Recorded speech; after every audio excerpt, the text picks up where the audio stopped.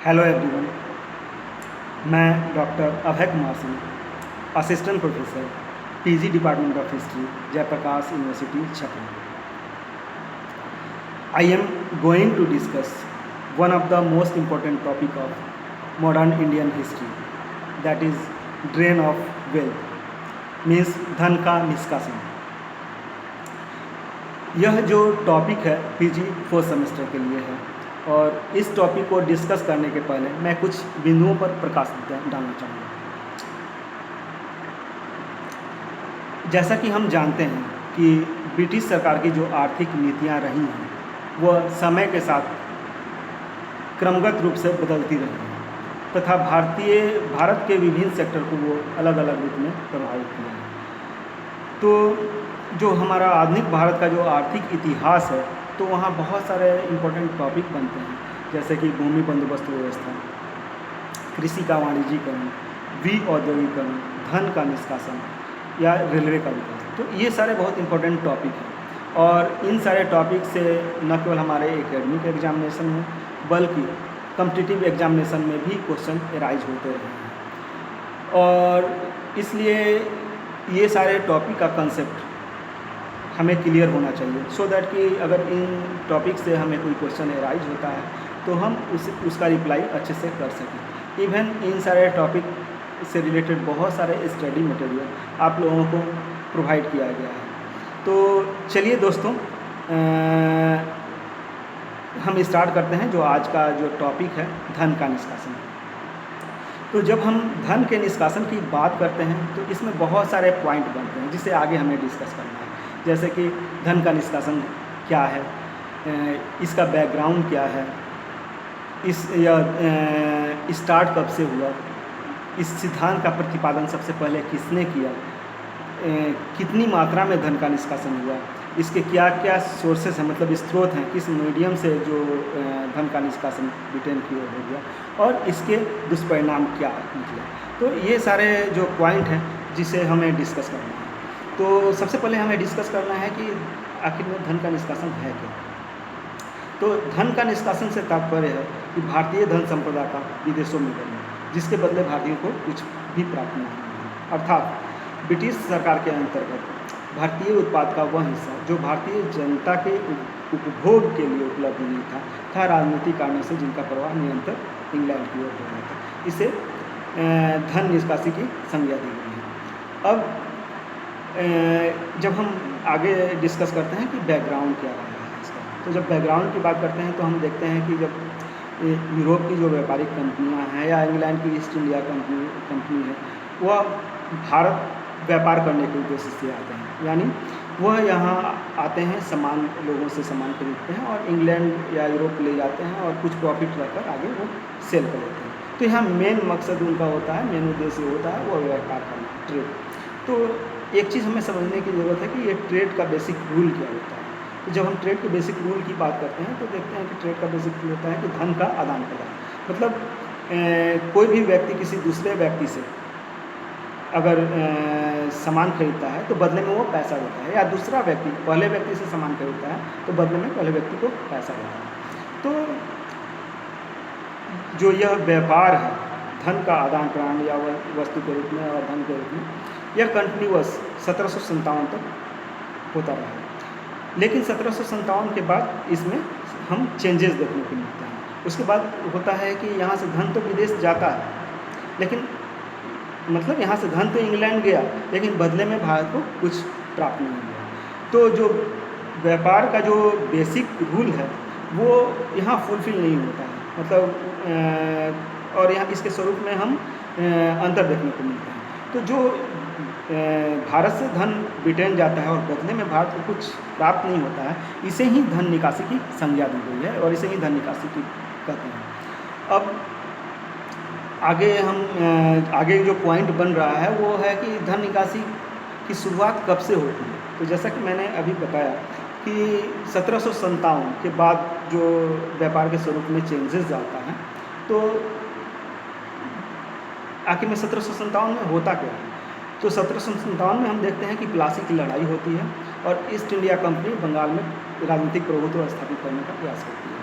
तो उसके बाद यहाँ धन के निकास की प्रक्रिया शुरू होती है। और यह 1765 से 1772 के बीच में बंगाल में द्वैत शासन लागू होता है और उस पीरियड में एक सिस्टमैटिक रूप में बड़े पैमाने पर बंगाल में धन का निष्कासन होता है और यह प्रक्रिया जो है निरंतर बढ़ती चली जाती है। तो अब हम आगे देखते हैं, जो आगे जो पॉइंट बनता है कि आखिर में इस जो धन निष्कासन की बात है वो सबसे पहले किसने किया, या ये जो सिद्धांत है धन निष्कासन का, इसने किसने दिया। तो जब हम धन निष्कासन के सिद्धांत की बात करते हैं तो सबसे पहले दादा भाई नौरोजी, जिन्हें grand old man of India कहा जाता है, उन्होंने 1867 में एक लेख लिखा, इंग्लैंड डेट टू इंडिया। इसमें उन्होंने धन निकासी की चर्चा की है। यद्यपि यह जो विचार है उस समय काफ़ी पॉपुलर नहीं हो पाया। बाद में उन्होंने एक पुस्तक लिखी, poverty and un British rule in India. इसमें उन्होंने धन निकासी के सिद्धांत की विस्तृत व्याख्या की है और यहाँ से यह सिद्धांत काफ़ी पॉपुलर होता है। इवन भारतीय राष्ट्रीय स्वतंत्रता आंदोलन में भी जो यह विचार था काफ़ी